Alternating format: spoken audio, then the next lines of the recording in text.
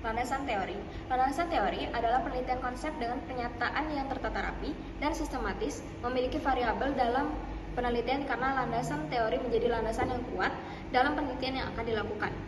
Pengertian lain dari landasan teori adalah seperangkat definisi, konsep, proposisi yang telah disusun rapi dan sistematis tentang variabel dalam sebuah penelitian.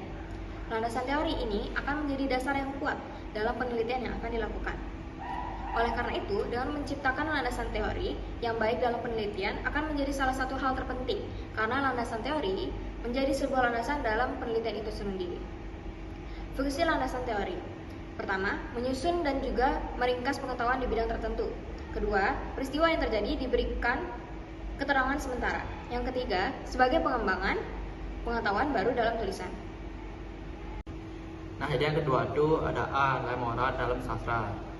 Nilai moral merupakan pesan-pesan kehidupan yang disampaikan melalui tokoh, alur konflik, dan simbol dalam karya sastra. Nilai ini tidak selalu disampaikan secara eksplisit, tetapi seringkali ditunjukkan lewat sikap tokoh atau dinamika cerita. Dalam konteks cerpen Rumah yang Terang, nilai moral tercermin dari keteguhan tokoh utama dan mempertahankan keyakinan di tengah tekanan sosial. Peristiwa yang ke-B itu pendekatan sosiologi sastra. Sosiologi sastra adalah pendekatan yang memandang karya sastra sebagai hasil interaksi antara pengarang dan masyarakat. Welek dan Warren 1990 menyebutkan bahwa sastra tidak dapat dilepaskan dari kondisi sosial yang melingkupinya. Dalam konteks cerita ini, penggambaran sikap masyarakat terdapat listrik menunjukkan realitas sosial yang sebenarnya ketika modernisasi mulai masuk ke dalam kehidupan masyarakat. Munculnya reaksi beragam dari masyarakat, baik yang menerima maupun yang menolaknya. Selanjutnya ada yang C, teknik penggambaran nilai moral. Selain isi cerita, cara pengarang menyampaikan nilai juga penting untuk dikaji. Teknik penggambaran nilai moral bisa berupa narasi, dialog, sikap tokoh, atau simbol tertentu dalam cerita. Semua teknik ini dipakai agar pesan tidak terasa menggurui tetapi tetap sampai ke pembaca.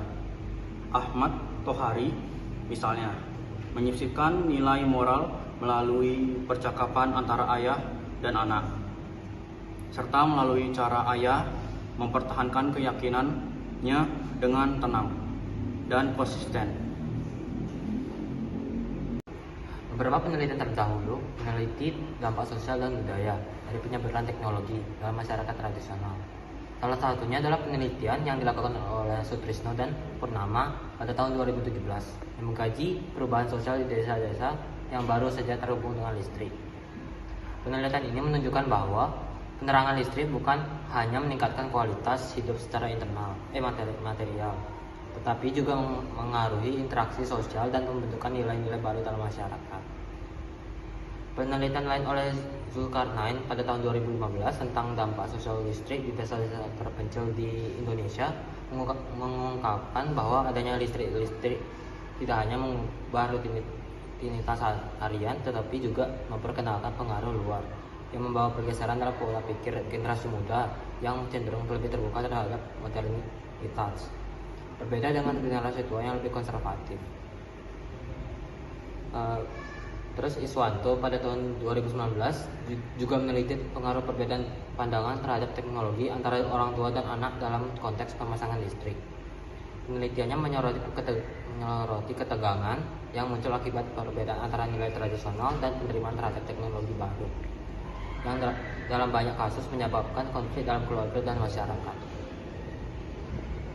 Rangka berpikir. Cerpen Rumah yang Terang dapat dianalisis melalui kerangka berpikir yang menggabungkan teori nilai moral dalam sastra dan teori perubahan sosial.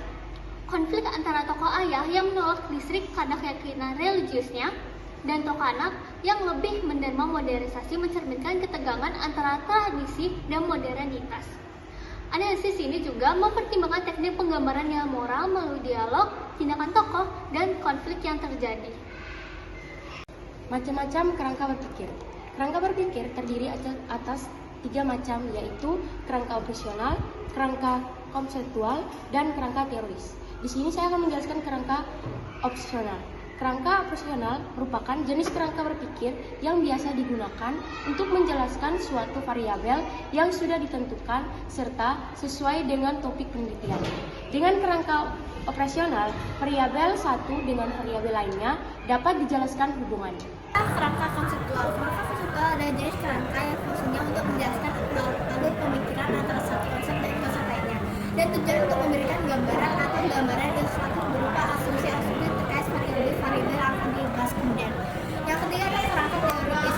Kerangka teoritis merupakan jenis kerangka pemikiran yang memberikan penegasan terhadap suatu teori yang akan dipakai atau digunakan sebagai landasan teori serta untuk memberikan penjelasan terhadap fenomena yang sedang terjadi. Hipotesis. Hipotesis dibagi menjadi dua, yaitu hipotesis utama dan hipotesis sekunder. Hipotesis utama, pemasangan listrik dalam cerpen rumah yang terang membawa dampak signifikan terhadap perubahan sosial, khususnya dalam hal cara pandang masyarakat terhadap kehidupan, nilai-nilai spiritual, pola interaksi dari individu. Yang kedua adalah hipotesis sekunder, yaitu ketegangan antara tokoh yang menjunjung tradisi dan tokoh yang menerima modernisasi, mencerminkan konflik yang umum terjadi dalam masyarakat yang sedang mengalami peralihan budaya akibat masuknya teknologi yang baru seperti listrik.